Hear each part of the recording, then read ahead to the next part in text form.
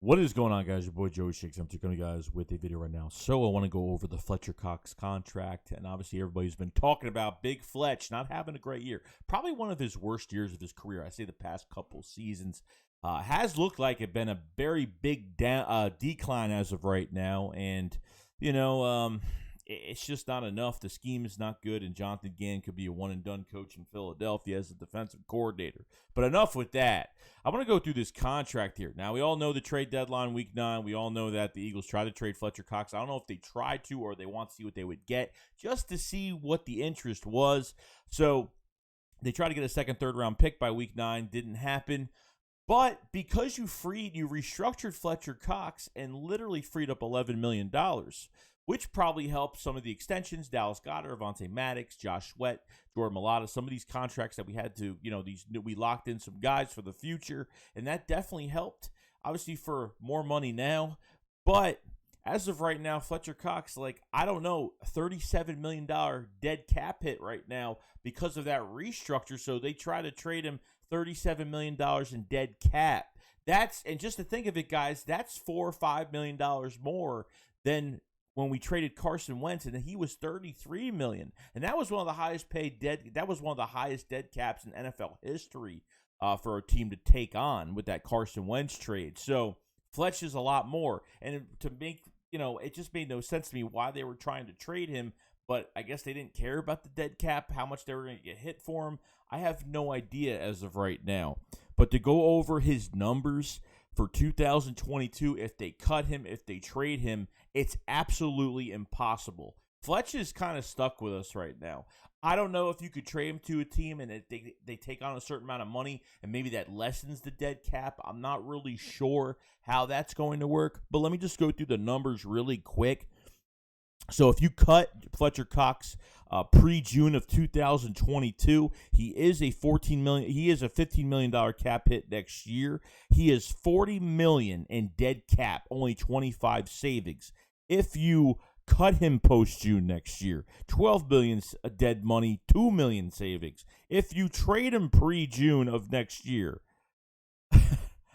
$40 million in dead cap, 25 in savings. If you trade him post-June next year in 2022, $12 million in dead cap, $2 million in savings. So really, it's pretty much the numbers are really, they don't really change too much. So you're getting more of a dead cap hit, even if it's a $40 million dead cap hit and you're only saving $25 million. It's still bad. It's still bad. Regardless, you're eating up a lot of money, and the Eagles are not going to eat up $40 million. That's just not going to happen at all. So obviously the whole entire contract for Fletcher Cox is worth up to $113 million as of right now. And to me, Fletcher Cox has not really lived up to this contract. Maybe before he has.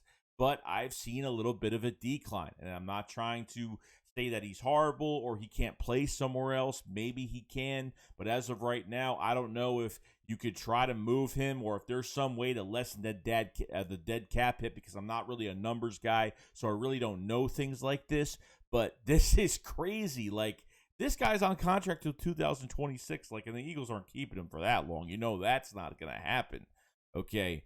Because I don't know if he's out of his prime or whatnot. Is it the scheme? But obviously, guys, the scheme can only do so much. But he's not showing any productivity, getting single blocked. The double team aspect of him getting double teamed, obviously, it's not happening as much anymore because, Brandon Graham's not playing, which he doesn't have help with that. And number 2, Javon Hargrave. Teams are starting to catch on to Javon Hargrave being the better of the defensive tackles. So they're doubling Javon Hargrave, which really opens everything up for Fletcher Cox at the end of the day, okay? It goes both ways. So that's why Javon Hargrave hasn't done much of anything and kind of has disappeared. He had a garbage sack against the Giants, when we had to burn 3 timeouts on the Giants, and that was pretty much it. But as of right now, guys, I think you're stuck with Fletch next year.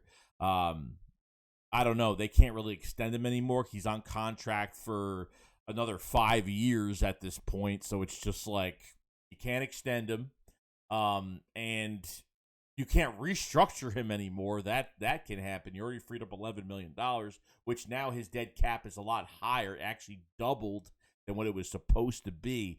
So this is going to be really interesting going down the line to see maybe if they can. Like I said, I don't know numbers. I don't know If a team pays most of his salary, then maybe it lessens the dead cap hit for the Eagles. I don't know if that's the case. So let me know in the comment section below on that.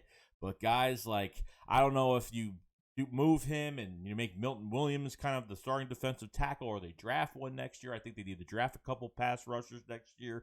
I think they should add another one at defensive tackle, another one at defensive end. I think they should do a lot at that position next year. Obviously, we have, we need to draft a linebacker. We need to draft a safety, because we have 2 old safeties right now, and both of them on 1-year contracts. So there's a lot going on. So obviously the Eagles could have 12 picks next year, and obviously 35 to 50 million under the cap, which is pretty good, which is probably the best I've seen the Eagles like stability in their cap space and their draft capital in a while, guys, which could turn the team around pretty quick if the right decisions are made. I think they've locked the right players. I think certain things have happened to where it was an eye-opener that we didn't expect certain players to get signed this year, and it happened. So get rid of your dead weight, and I think Fletch has been a big dead weight to the defensive line. Hasn't really done much of anything. You know what I mean? If you can't stand to get double teams, if you're getting single blocked, I've seen it a million times. Nobody can defend this